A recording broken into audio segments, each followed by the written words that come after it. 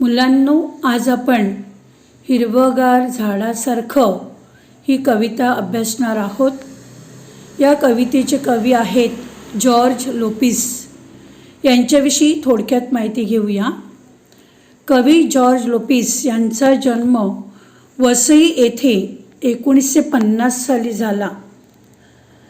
रक्तात भिनलेल्या कविता हा जो त्यांनी काव्यसंग्रह लिहिलेला आहे, हा काव्यसंग्रह MA मराठीसाठी मुंबई विद्यापीठाने अभ्यासक्रमात समाविष्ट केला होता.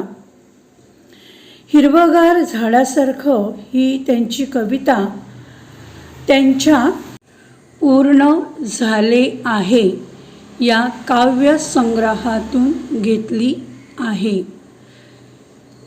जॉर्ज लोपिस यांचा मृत्यू 2005 मध्ये झाला. Central theme of the poem: झाडांची सहनशीलता, दातृत्व, सहकार्याची वृत्ती, कठीण प्रसंगातही घट्ट पाय रोवून राहण्याची वृत्ती इत्यादींचे वर्णन प्रस्तुत कवितेत कवी जॉर्ज लोपिस यांनी केलेले आहे. आनंदी जीवन जगण्यासाठी हे सर्व गुण आपल्या अंगी बाणवावेत. झाडांसारखे हिरवेगार, ताजे, प्रफुल्लित राहावे असा संदेश प्रस्तुत कवितेत दिला आहे. आता सर्वांनी कवितेकडे लक्ष द्यायचं आहे. कविता 13, हिरवगार झाडासारखं. कवी जॉर्ज लोपिस. झाड बसते ध्यानस्थ ऋषीसारखं, मौन व्रत धारण करून तपश्चर्या करत. पक्षी झाडांचे कुणीच नसतात, तरीही झाड त्यांचं असतं. मुळावर घाव घातला तरी झाड मुकाट सहन करते. झाडांच्या पानावरून वहीच्या पानावर अलगद उतरतात दवांचे टपोरे थेंब. झाडाकडे टक लावून पाहिलं तर शरीरभर वेळगोतो हिरवा रंग. रक्त होते क्षणभर हिरवेगार, आयुष्य होतं नुकत्याच खुडलेल्या फुलासारखं टवटवीत. झाडाचे बाहू सरसावलेले असतात मुसाफिरांना कवीत घेण्यासाठी. पानझडीनंतर झाड पुन्हा नवीन वस्त्र धारण करतं, नव्या नवरीसारखं. झाडाला पालवी फुटल्यावर फुटते शरीरभर पालवी, अन झटकली जाते मरगळ. पक्ष्यांच्या मंजुळ नादात झाडांचंही जीवनाचं एक संत गाणे दडलेले असते. हसावं कसं सळसळत्या पानासारखं, मुळावं मुरावं कसं तर झाडासारखं घट्ट पाय रोवीत. जगावं कसं तर हिरवगार झाडासारखं, रोजचं चिंतन करावं कसं तर झाडासारखं. झाड बसते ध्यानस्थ ऋषीसारखं, मौन व्रत धारण करून तपश्चर्या करत. झाड बसते ध्यानस्थ ऋषीसारखं, मौन व्रत धारण करून तपश्चर्या करत. ध्यानस्थ याचा अर्थ चिंतनात मग्न किंवा डोळे मिटून एकाग्र चित्त करून बसणे, इन मेडिटेशन. तिथे दुसरा शब्द आहे ऋषी. ऋषी म्हणजे मुनी, साधू किंवा सुज्ञ पुरुष, सेज. मौन, न बोलणे, सायलेन्स. व्रत, वसा, ओम. धारण करणे, अंगीकारणे, टू टेकअप. तपश्चर्या करणे म्हणजे काय तर काही ठराविक वेळ चिंतनात बसणे, सिट इन मेडिटेशन. आता इथे कवी जॉर्ज लोपिस यांनी माणसाने जीवन कसे जगावे हे सांगताना त्यांनी झाडाचं उदाहरण दिलेलं आहे. ते सांगतात की एखादा ऋषी म्हणा, मुनी किंवा साधू किंवा सुज्ञ मनुष्य जसा मौन व्रत म्हणजे काहीही न बोलता डोळे मिटून ध्यानस्थपणे एकाग्र चित्ताने बसतो, त्याच्यावर आजूबाजूला चाललेल्या गोष्टींचा काहीच परिणाम होत नाही. ते ज्याप्रमाणे बसतात त्याचप्रमाणे झाड अबोल होऊन काहीही न बोलता त्या साधूप्रमाणे ध्यानस्थ बसते असे कवी म्हणत आहेत. झाडाचा जन्म जिथे होतो त्याच जागेवर ते वाढते. ती आपली जागा सोडत नाही किंवा एका ठिकाणाहून दुसऱ्या ठिकाणी म्हणजे मायग्रेशन करत नाही, कोणाशी काही बोलत नाही. इथे कवीने झाडाला कोणाची उपमा दिलेली आहे तर ध्यानस्थ ऋषींची. झाड कशी तपश्चर्या करत आहे तर मौन व्रत धारण करून काहीही न बोलता ते गप्प बसत असते. पक्षी झाडांचे कुणीच नसतात तरीही झाड त्यांचं असतं. पक्षी या शब्दासाठी समानार्थी शब्द आहे खग. झाड, वृक्ष, तरू. इथे कवी म्हणत आहेत की पक्षी व झाड यांचा संबंध सांगताना कवी म्हणतात की पक्षी झाडावर विसाव्यासाठी, विश्रांतीसाठी येत असतात. खरं पाहता झाड आणि पक्षी यांचा एकमेकांशी काही संबंध नाही, तरीही झाड त्याच्याजवळ आश्रयासाठी आलेल्या पक्ष्यांचे स्वागत करते, त्यांचा स्वीकार करते, त्यांना आपलंसं मानते, त्यांना विसावा देते. आता इथे झाडाची वृत्ती कशी आहे बघा, परोपकार वृत्ती. दुसऱ्यांना नेहमी मदत करण्यात ते तत्पर असतात. झाड आपल्याला संदेश देत आहे की आपल्या आजूबाजूला राहणाऱ्या व्यक्तींना जर मदत हवी असेल तर तिथे नात्याची काहीच गरज नाही, तर माणुसकीच्या दृष्टीने त्यांना मदत केली पाहिजे. मुळावर घाव घातला तरी झाड मुकाट सहन करते. इथे मुकाट हा शब्द आलेला आहे. मुकाट्याने म्हणजे काहीही न बोलता, विदाऊट कंप्लेनिंग. घाव घालणे म्हणजे एखाद्या हत्याराने जोरात मारणे, टू हिट फोर्सिबली. कवी झाडाची सहनशीलता या गुणाविषयी बोलताना म्हणतात की झाडाच्या मुळावर कुणी क्रूरपणे घाव घातला तरी झाड कोणतीच तक्रार करत नाही. ते मुकाट्याने काहीही न बोलता सहन करते. मूळ हे झाडाचे अस्तित्व आहे. या अस्तित्वावर घाव घालणाऱ्या क्रूर माणसावर झाड शेवटपर्यंत, त्या झाडाचा अंत होईपर्यंत सावली धरते, कारण झाडाचे नेचर हे सहनशील आहे. इट डज नॉट कर्स. येथे झाडाचा सहनशीलता हा गुण आपल्याला दिसून आलेला आहे. तसेच झाडाच्या मुळावर घाव घातल्यावर त्याची प्रतिक्रिया काय असते तर काय असते, ते मुकाट्याने सहन करते. झाडांच्या पानावरून वहीच्या पानावर अलगद उतरतात दवांचे टपोरे थेंब. अलगद म्हणजे हळूच, सॉफ्टली किंवा जेंटली. दव म्हणजे दहीवरांचे थेंब, ट्यूब ड्रॉप्स. टपोरे म्हणजे गोल, राऊंडिश. तर हिवाळ्याच्या दिवसामध्ये, थंडीच्या दिवसामध्ये आपण बघतो झाडांच्या पानावर दवबिंदू असतात.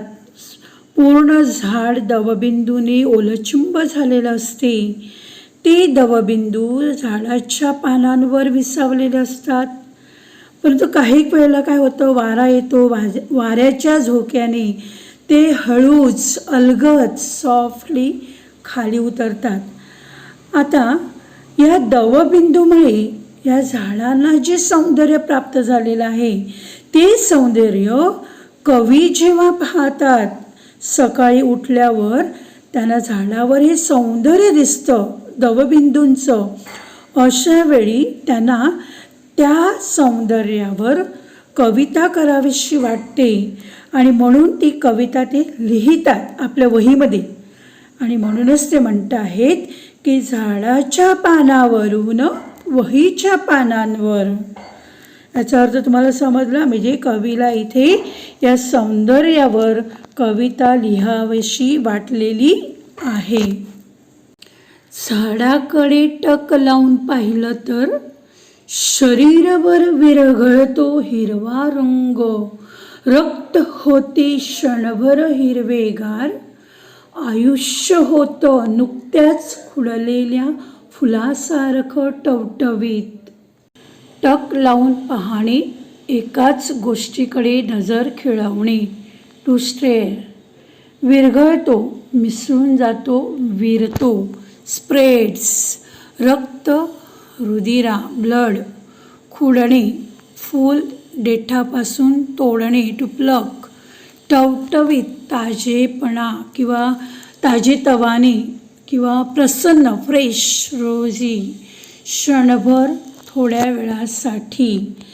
आता ते झाडाचं सौंदर्य पाहून कवीला कविता लिहावीशी वाटते. तसंच या सौंदर्याकडे एकटक लावून पाहावंसं वाटतं. एकाच गोष्टीकडे नजर खिळवून ठेवणारं असं ते सौंदर्य असतं.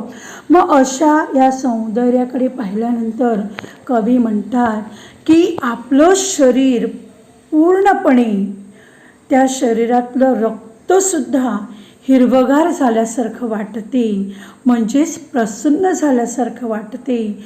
आपल्या अंगामध्ये असलेला आळस निघून गेल्यासारखं वाटते, मनाला शांती मिळते.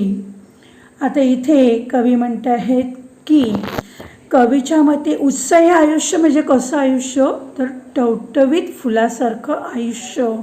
ते फूल कसं तोडता बरोबर फ्रेश दिसतं, तसं आपलं आयुष्य हे उत्साही आयुष्य असावं असं कवी सांगत आहेत. क्षणभर हिरवगार होणारं रक्त, म्हणजे आपली संपूर्ण बॉडी, संपूर्ण शरीर उत्साही बनतं आणि आपल्या अंगामधील ती मरगळ आहे ती निघून जाते. झाडाकडे टक लावून पाहिल्यानंतर घडणाऱ्या गोष्टी कोणत्या, तर शरीरभर विरघळतो हिरवा रंग, रक्त होते क्षणभर हिरवेगार, आयुष्य होतं नुकत्याच खुडलेल्या फुलासारखं टवटवीत. हे उत्तर तुम्हाला लिहायचं आहे. झाडाचे बाहू सरसावलेले असतात मुसाफिरांना कवीत घेण्यासाठी. बाहू म्हणजे हात, हँड्स. सरसावणे म्हणजे पुढे करणे, टू एक्सटेंड. मुसाफिर, प्रवासी, पथिक. कवेत म्हणजे कुशीत, मिठीत, इन द आर्म्स. कवेत घेणे म्हणजे मिठीत घेणे किंवा कुशीत घेणे, to hold in one's arms. झाड एखाद्या प्रवाशाला, पांथस्ताला, मुसाफिराला आपल्या शीतल थंड छायेत सावलीत सामावून घेते. आपले हात पुढे करून त्याला मिठीत घेते, म्हणजेच वणवण फिरून थकलेल्या प्रवाशांना झाड आश्रय देऊन दिलासा देते. येथे झाडाच्या अंगी आदरातिथ्य हा गुण दिसून येतो. पानझडीनंतर झाड पुन्हा नवीन वस्त्र धारण करतं, नव्या नवरीसारखं. पानझड म्हणजे पानगळ, लीफ फॉल. पान समानार्थी शब्द आहे पर्ण. वस्त्र म्हणजे कपडे, क्लॉथ. धारण करणे म्हणजे पांघरणे, अंगीकारणे, टू टेक अप. नवरी म्हणजे वधू, ब्राईड. दरवर्षी शिशिर ऋतूमध्ये झाडाची जी सगळी जुनी झालेली पानं असतात ती गळून जातात, झडून जातात. त्यालाच पानगळ असे म्हणतात. आता ह्या सीझनला इंग्लिशमध्ये ऑटम सीझन असंही म्हणतात. ह्या सीझनच्या एंड नंतर काय होतं, स्प्रिंग किंवा वसंत ऋतूला सुरुवात होते. तर आपल्या भारतामध्ये मराठी कॅलेंडरनुसार माघ आणि फाल्गुन म्हणजेच फेब्रुवारी महिन्याचा उत्तरार्ध म्हणजे 15 दिवसानंतर आणि एप्रिलच्या पूर्वार्ध म्हणजे एप्रिल महिन्याच्या 15 तारखेच्या अगोदर हा जो काळ आहे या काळालाच वसंत ऋतू असे म्हणतात. आता शिशिर ऋतूमध्ये जी पानं गळून गेलेली असतात त्या जागी वसंत ऋतूमध्ये काय होते, झाडांना नवीन पालवी फुटायला सुरुवात होते. मग ही जी नवीन पालवी फुटलेली असते त्यामुळे झाडाचं जे गेलेलं सौंदर्य असतं ते सौंदर्य पुन्हा झाडाला प्राप्त होतं.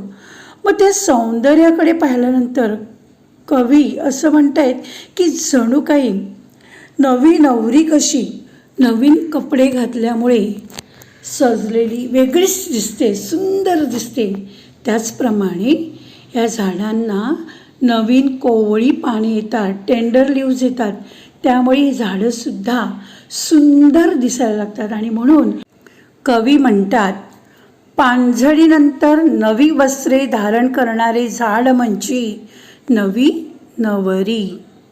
झाडाला पालवी फुटल्यावर फुटती शरीरभर पालवी अन झटकली जाते मरगळ.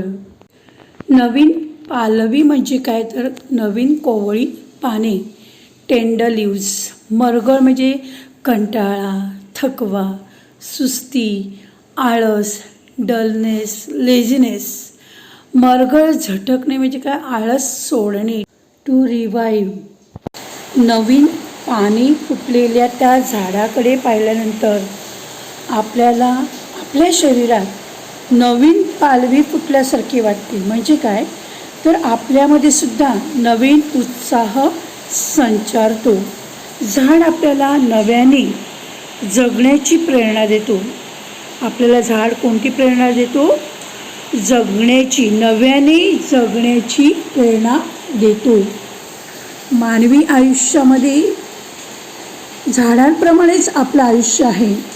माणसाच्या आयुष्यामध्ये सुखदुःखाचे ऋतू येतात आणि जात असतात.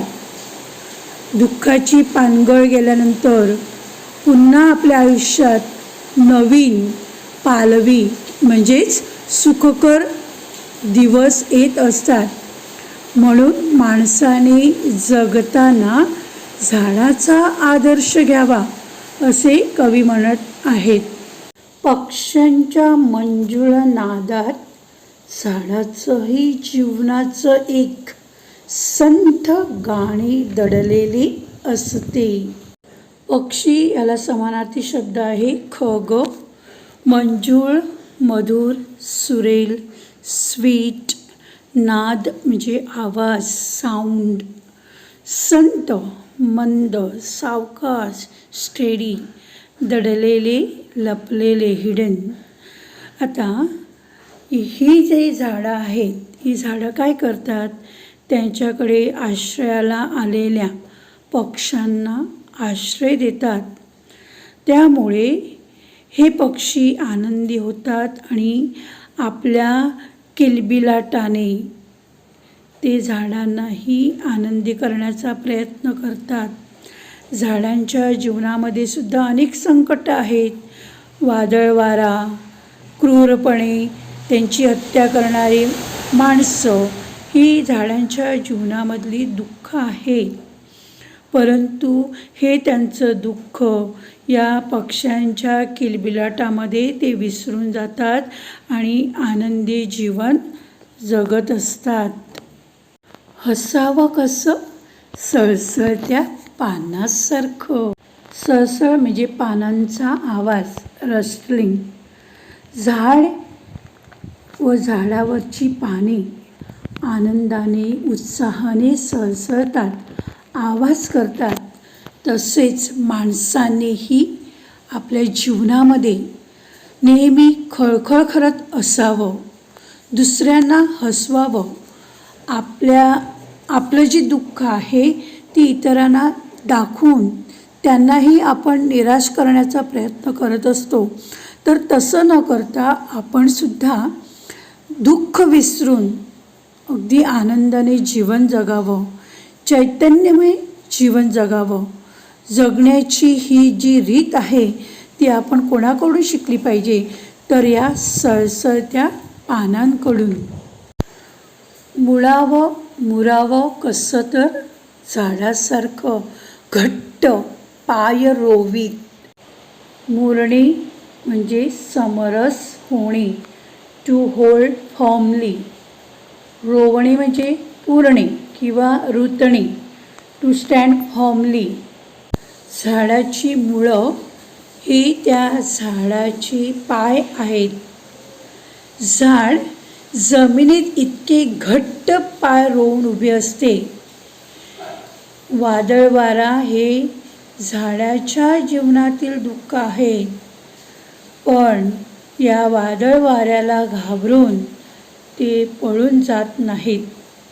एका ठिकाणाहून दुसऱ्या ठिकाणी स्थलांतर करत नाही.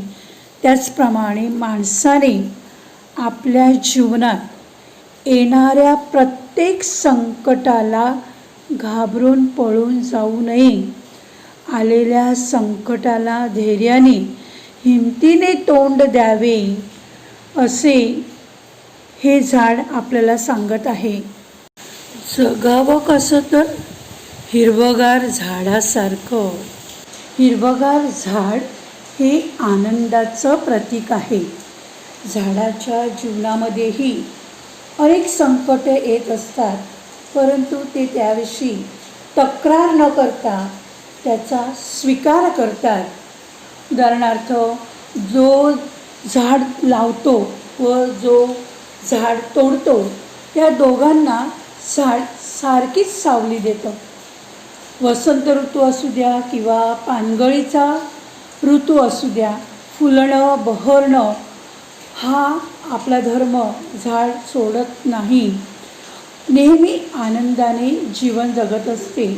त्याचप्रमाणे माणसांनीही सुखादुःखात आनंदी राहायला शिकलं पाहिजे. तक्रारी करणं सोडलं पाहिजे. जे जीवन आपल्या वाट्याला आले आहे त्यावर प्रेम केल्याशिवाय आनंद मिळणार नाही.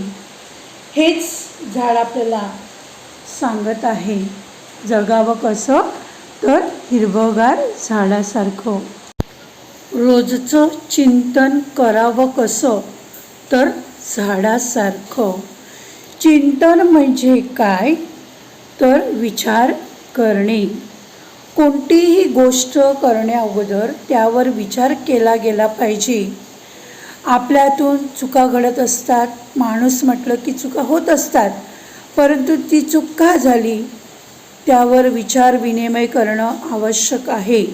मानवी जीवनातील चिंतनाचं व आनंदाने जगण्याचं जे सूत्र आहे ते सूत्र झाडाच्या माध्यमातून आपल्यासमोर कवीने मांडलेलं आहे. ही कविता वाचत असताना, त्याचं स्पष्टीकरण देत असताना माझ्याही मनामध्ये एक विचार आला. वृक्ष मानवाला अनेक प्रकारे उपयोगी पडतात. वृक्षांपासून पाने, फुले, फळे, त्याचबरोबर त्याच्या प्रत्येक अंगाचा भागाचा उपयोग मानवाने आपल्या फायद्यासाठी केलेला आहे, करत आहे, करणार आहे. विकत ऑक्सिजन देणाऱ्या डॉक्टरांना आपण देव मानतो, नाही का?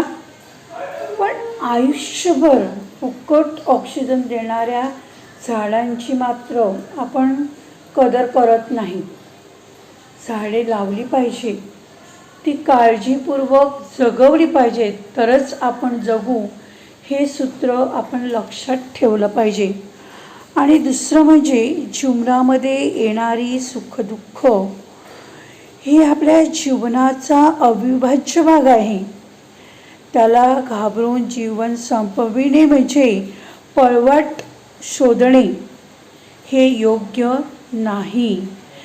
तर झाडासारखं, फुलासारखं आनंदी, उत्साही, टवटवीत जीवन जगायला आपण शिकलं पाहिजे.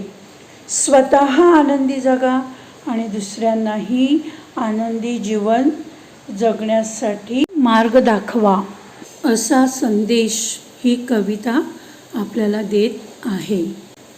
Like, share, subscribe